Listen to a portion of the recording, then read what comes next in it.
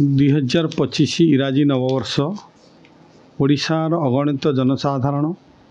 ସମସ୍ତଙ୍କୁ ମୁଁ ଅଭିନନ୍ଦନ ଜଣାଉଛି ଏବଂ ଏହି ନୂଆ ବର୍ଷଟି ସମସ୍ତଙ୍କ ପାଇଁ ସୁଖ ଶାନ୍ତି ପ୍ରଗତିର ବର୍ଷ ହେଉ ଏହା ଜଗନ୍ନାଥଙ୍କ ନିକଟରେ ପ୍ରାର୍ଥନା କରୁଛି ଏବଂ ପ୍ରଭୁ ଜଗନ୍ନାଥଙ୍କ କୃପାରେ ବର୍ତ୍ତମାନ ଓଡ଼ିଶାରେ ସମସ୍ତ विकसित होगाक जाऊँगी आगक ओडिशा जाऊँगी वर्तमान आमर डबल इंजिन सरकार ओडिशावासींकर समस्त काम को जे ओडिशा को एक समृद्ध विकसित राज्य रे परिणत करने अहरह चेष्टा करुचंती एवं मु निश्चित भाव रे जगन्नाथ निकट प्रार्थना करी सी आमको सहायता हुंतु विभिन्न योजना ग्रामांचल लोक मानकर अर्थनैतिक विकास पे कार्य करुच्ची जेपरिक कामधेनु योजना माध्यम रे सरकार 8टी जोटा बिंदु रही दिग रही से दिग उपर आम काम करुचु जोटा लोकं को 60 रु 70% सब्सिडी जो गोपालन कले जो माने गाई रखा चाहते दि जाऊँगी जमीक घास चाष करने सब्सिडी दि जाऊँगी एवं जो मानकर माई बाछुरी अच्छी तार मध्य लालन पालन करने को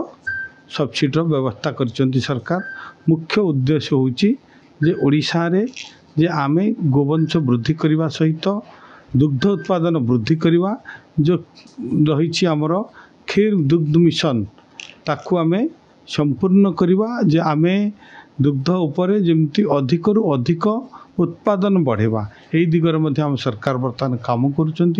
एमएसएमई डिपार्टमेंट हिसाब रे मु आमर समस्त जो माने युव उद्योगी अच्छी से सरकार तरफ विभिन्न प्रकार सहयोग करने सरकार बर्तमान पदक्षेप नहीं मुख्य उद्देश्य होची ग्रामांचल एमएसएमई होची भारत वर्षर अर्थनैतिक मेरुदंड तेणु ग्रामांचल रे एमएसएमई जो क्षुद्र मध्यम कुटीर शिल्प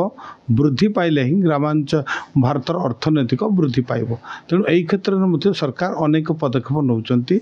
वर्तमान आमर मूल उद्देश्य मूल लक्ष्य रही ग्रामांचल युवकोटी उद्योगी हो से माने नुआ स्टार्टअप करंतु सरकार तंकु समस्त प्रकार सहयोग ट्रेनिंग एवं सब्सिडी लैंड समस्त प्रकार व्यवस्था वर्तमान करिसेंती मु आपणकर टीवी माध्यम अनुरोध करी टीवी जरिया आज